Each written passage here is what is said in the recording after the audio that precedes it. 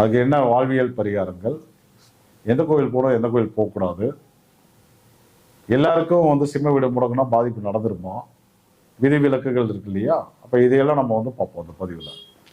Right.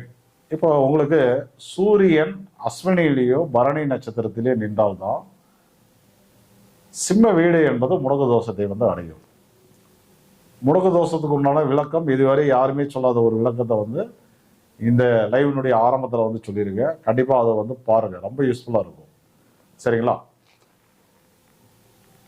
இப்போ சூரியன் அஸ்வினிலேயோ பரணியிலே நின்னாதான் சிம்ம வீடு என்பது ஒருத்தருக்கு வந்து முடக்கு தோஷத்தை வந்து அடையும்.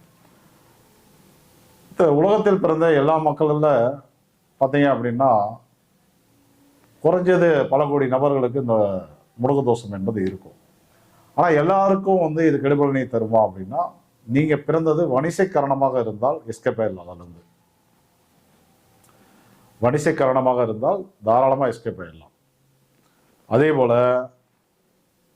சோபனம் ஹர்ஷனம் சுபம் நாம யோகத்தில் நீங்கள் பிறந்திருந்தாலும் உங்களுக்கு முடக்கு தோஷம் என்பது செயல்படாது. இதெல்லாம் வந்து விதிவிலக்கு.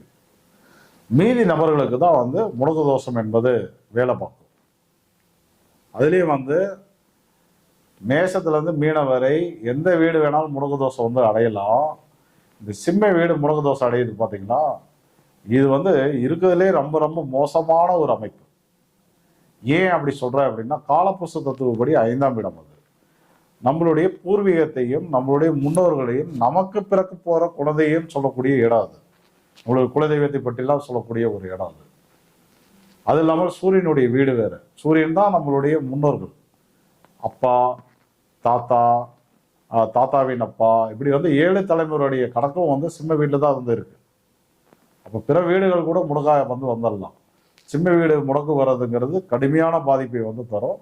ஆனால் நீங்கள் வந்து வணிசை கரணத்திலேயோ சோபனம் ஹர்ஷனம் சுபம் நாம யோகத்தில் பிறந்திருந்தீங்க அப்படின்னா பாதிப்புகள் இல்லை அப்படிங்கிறத நான் வந்து தெளிவாக சொல்லிட்டேன். நீங்களாம் வந்து பயப்பட தேவையில்லை, ஜாலியாக இருக்கலாம். உங்களுக்கு அதே முடக்கு வீடு, அந்த வீட்டு ஓனர் சூரியன், அவருடைய நட்சத்திர கிருத்திகை உத்திராடம், இதெல்லாம் வந்து பார்த்தீங்கன்னா யோக பலனை கொடுத்து கொண்டு இருக்கும். அதனால் நீங்கள் வந்து பயப்படாதீங்க. இப்போ சிம்ம வீடு வந்து முடக்கு தோஷத்தை வந்து அடைஞ்சிருச்சு. மொத்தம் 12 லக்னங்களை வந்து நம்ம முன்னோர்கள் வந்து இந்த வான மண்டலத்தை வந்து பிரித்து கொடுத்துருக்காங்க. இதில் யாருக்கு பாதிப்பு அதிகம் அப்படின்னா, இதில் வந்து பார்த்தீங்க அப்படின்னாக்கா 8ஆம் இடமா யாருக்கு வரும்? மகர லக்னத்தில் பிறந்தவர்களுக்கு தான் வந்து 8ஆம் இடமா வந்து வரும். ஸோ அவங்களுக்கு தான் கடுமையான பாதிப்பு. அசிங்கப்படுத்துறது, அவமானப்படுத்துறது, பூர்வீகத்தை இழக்க வைக்கிறது, விபத்தை ஏற்படுத்துறது, தொழிலை வந்து ஆரம்பிக்க வச்சு அப்படியே மேலே கொஞ்சம் வளர்த்துட்டு அப்படியே வந்து தொப்புன்னு கீழே போட்டுரும்.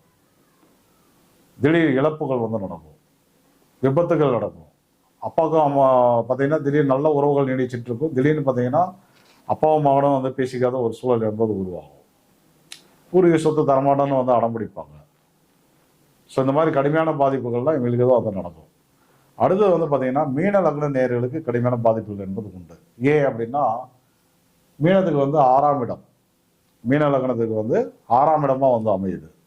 6ஆம் இடம் என்பது வம்பு வழக்கு, நோய் நொடிகள், இதையெல்லாம் வந்து வெளிப்படுத்தும். இதெல்லாம் யார் வழியாக நடக்கும்? சூரியன் வழியாக தான் நடக்கும். அப்போ சூரியனை யார் சொன்னோம்? தந்தை வழி உறவுகள், சித்தப்பன், பெரியப்பன், பங்காளிக, தாத்தா, எல்லாருமே வந்து சூரியன் தான். அது இல்லாமல் சூரியன்னா அரசாங்கம், அரசனுடைய விதிகள், அரசியல். ஸோ இவர்கள் வழியாகவும் கடுமையான பாதிப்புகள் என்பது நடக்கும். நமக்கு தேவையில்லாம அவங்க கூட கருத்து வேறுபாடுகள், வழக்குகள், அவங்க கூட வந்து சண்டை போட்டு ஸ்டேஷன் போய் நிற்கிறது, அவங்களாலே வந்து நோய் நொடிகள் வந்து அனுபவிக்கிறது, இந்த மாதிரி பாதிப்புகள்லாம் உங்களுக்கு வந்து நடக்கும். மேஷத்துக்கு வந்து என்ன நடக்குது அப்படின்னா, திரிகோணம் 5ஆம் இடம் இல்லையா? அதே போல் கும்பத்துக்கு வந்து பார்த்தீங்க அப்படின்னா 7ஆம் இடமா வரும். அதே போல் கன்னிக்கு வந்து பார்த்தீங்க அப்படின்னா 12ஆம் இடமா வரும். ஸோ இந்த லக்னத்திலலாம் வந்து பிறந்திருந்தீங்க அப்படின்னா இது கண்டிப்பாக வந்து திருமண வாழ்க்கையை தான் வந்து பாதிக்கும். திருமண வாழ்க்கை, அதில் வரக்கூடிய அந்யோன்யம், பிரியம், அதில் வரக்கூடிய சம்பாத்தியம், அப்புறம் வந்து குழந்தை பிறப்பு. ஸோ இதிலெல்லாம் அது வந்து ஒரு வித பாதிப்பை வந்து உருவாக்கும். அடுத்தது விருச்சிகம். விருச்சிகத்துக்கு வந்து 10ஆம் இடம். ஆக்சுவலாக விருச்சிக லக்னத்தில் பிறந்தவர்களுக்கு ஒரு ப்ளஸ் வந்திருக்கு. என்ன அப்படின்னா, அந்த லக்னத்தில் பிறந்தவர்களுக்கு 10ஆம் இடம் வந்து சிம்மம். சிம்ம வீட்டினுடைய ஓனர் வந்து சூரியன். இந்த விருச்சிக லக்னத்தில் பிறந்தவர்களுக்கு தான் அரசு வேலை வாய்ப்பு வந்து அதிகம். எவர் ஒருவருக்கு 10ஆம் இடத்துடன் சூரியன் தொடர்பு பெற்று பாசிட்டிவா இருக்கோ அவங்க தான் வந்து அரசு வேலை வாய்ப்புலேயே போய் உட்கார முடியும். ஒரு கவுன்சிலராவோ, எம்எல்ஏவோ, எம்பியாவோ, சிஎம்ஓவோ போய் அமரவும் முடியும். அரசு பதவிகளை வந்து நம்ம அடையணும் அப்படின்னாலும் அது வந்து அரசியல் ரீதியாக இருந்தாலும் சரி, அரசு வேலை வாய்ப்பாக இருந்தாலும் சரி, 10ஆம் பாவத்துடன் சூரியனுக்கு வந்து ஒரு நெருங்கிய தொடர்பு என்பது இருக்கணும். அது பாசிட்டிவாக இருக்கணும். இப்போ என்ன ஆகிப்போச்சு, விருச்சிக லக்னத்துக்கு ஒரு 10ஆம் இடமான சிம்மம் வந்து என்ன நடக்குது அப்படின்னா முடக்கு வீடாக வந்துருச்சு. அது பாசிட்டிவாக இருக்குன்னா நெகட்டிவாக இருக்குது. இப்போ இந்த மாதிரி நபர்கள்லாம் என்ன பண்ணுவாங்கன்னா அரசு வேலைக்கும் அரசியலில் ஆசைப்பட்டோம் முயற்சிகள் எடுத்து எடுத்து எடுத்து எடுத்து எடுத்து எடுத்து தோற்று போகிறது தான் அவங்களுடைய வாழ்வியல் பலன்களே. அப்போ அந்த தோஷத்தை நிவர்த்தி பண்ணால் கண்டிப்பாக வந்து கிடைக்கும். அது என்ன வழிமுறைகள் சொல்கிறேன் நான். இப்போ அடுத்தது வந்து பார்த்தீங்கன்னா தனுசு லக்னத்துக்கு திரிகோண வீடு 9ஆம் இடம். ஆக்சுவலாக தனுசு லக்னத்துக்கு என்ன நடக்கும் அப்படின்னா நல்ல தந்தை வந்து அமைய மாட்டாங்க. ஏன்னா 9ஆம் இடம் வந்து தந்தை குறிக்குது, சூரியனுடைய வீடு வேற. அப்போ வந்து பார்த்தீங்கன்னா இந்த மாதிரி நபர்களுக்கு நல்ல ஒரு தந்தை சித்தப்பா பெரியப்பாலாம் வந்து அமைய மாட்டாங்க. அதுதான் அங்கே நடக்கிற கெடுபலன். அடுத்தது துலாம் வீட்டுக்கு வந்து பார்த்தீங்கன்னா 11ஆம் இடம், கடக வீட்டுக்கு வந்து 2ஆம் இடம். ஸோ இவங்களுக்கெல்லாம் வந்து என்ன நடக்கும்னா தன்னுடைய குடும்பத்தில் குழப்பங்கள், தனவரவுகளில் குழப்பங்கள், கல்வியில் குழப்பங்கள், தான் கொடுத்த வாக்கை வந்து நிறைவேற்ற முடியாது. அடுத்தது சேமிப்புகள், லாபங்களில் பாதிப்புகள் வரும், நண்பர்கள் வழியில் பாதிப்புகள் என்பது உருவாகும். இந்த சபை, சங்கம், அரசியல் இதெல்லாம் வந்து 11ஆம் பாவம் தான். ஸோ இதன் வழியிலும் வந்து கடுமையான பாதிப்புகள் என்பது உருவாகும். அதே போல் மிதுன லக்னமாக இருந்தால் 3ஆம் இடம். இப்போ அரசு சார்ந்த வகைகளில் நீங்கள் எடுக்கக்கூடிய முயற்சிகள் எல்லாம் தோல்வியில் வந்து முடியும். அதே நீங்கள் சிம்ம லக்னத்திலே பிறந்துட்டீங்க அப்படின்னா உங்களுக்கு லக்னமாகவே வந்து முடக்குது. அப்போ சூரியன்னா யார் அப்படின்னா அவர் வந்து பிரைன், மூளைக்கு உண்டான கிரகம். மூளையில் இருக்கக்கூடிய நரம்பு மண்டலங்கள், அதில் இருக்கக்கூடிய ஆக்டிவிட்டி, சிந்தனைகள் எல்லாமே வந்து சூரியன் தான். அப்போ அதுவே வந்து முடங்குது. அதுக்கப்புறம் நம்ம வாழ்க்கையில் எப்படி வந்து டெவலப் ஆக முடியும்? சரி, இதுக்கெல்லாம் என்ன வழி அப்படின்னு பார்க்கும்போது இதுக்கு வந்து பரிகார கோவில் வந்து எழுதி வைப்போம். ஆக்சுவலாக வந்து நம்ம கும்பகோணத்தில் இருக்கக்கூடிய காசி விஸ்வநாதர் அவரை போயிட்டு அந்த இடத்துல போயிட்டு நீங்கள் வந்து தோஷ நிவர்த்தி பண்ணிட்டு வரும்போது உங்களுக்கு வந்து மிகப்பெரிய சிறப்பான ஒரு முடக்கு தோஷ நிவர்த்தி கிடைக்கும். இந்த வகுப்பில் வந்து பார்த்தீங்கன்னா இது வகுப்பில் கொடுத்த கோவில். ஒரு நபருக்கு 5000 ரூபாய், கிட்டத்தட்ட வந்து பார்த்தீங்கன்னா ஒரு 120 நபர்களுக்கு மேலே வந்திருந்தாங்க வகுப்புக்கு. ஸோ அதெல்லாம் வந்து என்னென்னா இதை வந்து லைவில் வந்து இப்போ ஃப்ரீயாக கொடுக்குறோம் அப்படின்னா நம்ம ஜோதிட ரகசியங்களுடைய நேயர்களுக்காக. ஏன்னா இந்த சேனல்னால எனக்கு மிகப்பெரிய ஒரு பப்ளிசிட்டி வந்து கிடைச்சிருக்கு. பல வருடங்களாக நான் வந்து இந்த சேனலில் வந்து தொடர்ந்து வந்து பண்ணிகிட்டு இருக்கேன். நான் நம்ம நேயர்களை கைவிடக்கூடாது அப்படிங்கிறதுக்காக தான் நம்ம வந்து ஃப்ரீயாக கொடுத்துட்ருக்கோம். நோட் பண்ணி வச்சுக்கோங்க. கும்பகோணத்தில் இருக்கக்கூடிய காசி விஸ்வநாதர் அவரை போயிட்டு நீங்கள் வந்து எப்போ தரிசனம் பண்ணால் நல்லது? சூரியன் இல்லையா? சூரியன்னா வந்து கிழமையில் நட்சத்திரத்தில் கிருத்திகை, உத்திரம், உத்திராடம், கரணத்தில் வந்து வணிசைகரணம், நாமயோகத்தில் சோபனம், ஹர்ஷனம், சுபம், ஓரையில் வந்து சூரிய ஓரை. ஸோ இதையெல்லாம் நீங்கள் வந்து பயன்படுத்திக்கலாம். அப்புறம் ஞாயிற்றுக்கிழமை போயிட்டு ஒரு தீபம் போட்டு தேங்காய் பழம் உடைச்சு அர்ச்சனை பண்ணுங்க. சொல்லும்போது வந்து இந்த முடக்கு தோசை நிவர்த்திக்காக அந்த அர்ச்சனை பண்ணுறேன் அப்படின்னு சொல்லி சொல்லுங்கள். ஓரளவுக்கு வசதி இருக்குது அப்படின்னா நீங்கள் வந்து அபிஷேகம் பண்ணலாம், சகஸ்ரநாம பூஜை பண்ணிக்கலாம்.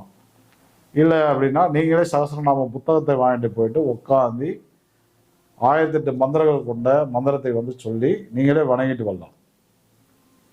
அதில் வந்து பார்த்தீங்கன்னா திருசபை அப்படின்னு சொல்லி 300 மந்திரங்கள் கொண்ட விஷயங்கள் வந்து இருக்கு. சரிங்களா? சகஸ்ரநாமம் அப்படிங்கிறது 1008 மந்திரங்கள். அதே போல் 108 மந்திரம் மட்டும் இருக்கிற புத்தகங்களும் வந்து இருக்கு. உங்களுக்கு என்ன பெரியமோ அதை வாங்கிட்டு போயிட்டு, ஆனால் போகிறதுக்கு முன்னாடி மந்திரத்தை போயிட்டு தப்பாக சொல்லக்கூடாது. கொஞ்சம் வந்து வீட்டில் உட்காந்து நல்லா ப்ராக்டிஸ் பண்ணிவிட்டு இதை உச்சரிப்பு வரல அப்படின்னா யார் கரெக்டாக உச்சரிப்பாங்களோ அவங்ககிட்ட கேட்டு தெரிஞ்சு அதுக்கப்புறம் பண்ணுங்கள். மந்திரங்களை தப்பாக சொன்னீங்க அப்படின்னா அதுவே வந்து ஒரு தோஷமாக வந்து மாறிடும். அதே போல் உங்களுடைய வாழ்க்கையில் வந்து நீங்கள் கோதுமை, மிளகு, பச்சை மிளகாய், அனாசி பழம், பலாப்பழம், உடலுக்கு வந்து அதிக வெப்பத்தை, உஷ்ணத்தை தரக்கூடிய உணவுகளை எல்லாம் வந்து முடிஞ்சளவு வந்து கம்மி பண்ணிக்கோங்க. சரிங்களா? கோவில் பரிகாரங்கள் உங்களுக்கு வந்து கொடுத்தாச்சு. அதே போல் நீங்கள் வந்து பூசா, அனுசம், உத்திரட்டாதி, ஆயிலம், கேட்டை, ரேவதி இந்த நட்சத்திரத்தில் பிறந்திருந்தீங்க அப்படின்னா கண்டிப்பாக வந்து கண் பார்வையை வந்து பாதிக்கும். உஷ்ண சம்பந்தப்பட்ட வியாதிகள் என்பது உருவாகும். உஷ்ணத்தில் வந்து ஏற்ற இறக்கங்கள் உருவாகும் போது ஃபீவர் வந்து அடிக்கடி வந்து வரும். அதே போல் லூஸ் மோஷன் வந்து அடிக்கடி நடக்கும். சரிங்களா? ஸோ அது இல்லாமல் உங்களுக்கு வந்து பிரெயினில் இருக்கக்கூடிய பகுதிகள் வந்து பாதிக்கும், மூளை வந்து பாதிக்கும். ஸோ சூரியனுக்கு வேற என்ன சொல்லலாம் அப்படின்னா, ஜீரண மண்டலம் கடுமையாக பாதிக்கப்படும். ஏன்னா அந்த உஷ்ணத்துக்கும் ஜீரண மண்டலத்துக்கும் ஒரு நெருங்கிய தொடர்பு என்பது உண்டு. ஒருவித வெப்பம்தான் நீங்கள் சாப்பிட்ற உணவை வந்து கூலாக மாற்றி ஜீரணத்தை வந்து நடத்திட்டு இருக்கு. ஸோ அதில் மிகப்பெரிய குளறுபடிகள் வந்து உருவாகும். ஸோ அதையும் பார்த்துக்கோங்க. எல்லாத்துக்கும் நீங்கள் வந்து இந்த உணவு கட்டுப்பாடு, அது இல்லாமல் இந்த கோவில் கும்பகோணத்தில் இருக்கக்கூடிய காசி விஸ்வநாதரை போய் தரிசனம் பண்ணிட்டு வரும்போது மிக அற்புதமான ஒரு தோஷ நிவர்த்தி வந்து உங்களுக்கு கிடைக்கும்னு சொல்லலாம். இப்போ அடுத்தது யாரு? கன்னி வீடு. இதுவரை மேஷத்துலேருந்து சிம்ம வரை ஒரு 5 வீட்டுக்கு உண்டான முடக்கு தோஷத்துக்கு உண்டான விளக்கங்களை வந்து பார்த்துருக்கோம். இப்போ அடுத்தது நம்ம வந்து கன்னி வீடு உங்களுக்கு வந்து முடக்கா இருந்தது அப்படின்னா உங்களுக்கு வர பாதிப்பு